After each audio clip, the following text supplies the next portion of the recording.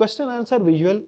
Basically, a question answer visual allows to natural language queries to generate visuals.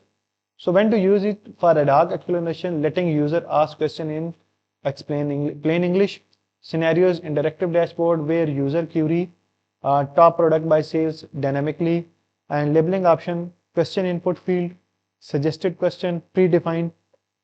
So when you are making any dashboard in Power BI, so there was some predefined question, you can also use them. So no fixed fields, auto-generative visuals, formatting for results. You can also change the formatting according to your own result synonyms. And here you can see that we have a question answer visual.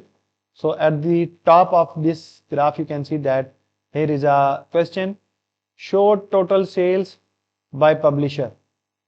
So here you can see that it is showing you the sales by total publisher. Then you can also change this question by clicking on this option when we were making this graph in our later on videos. Then I will show you that how to select any particular question depending upon the data set.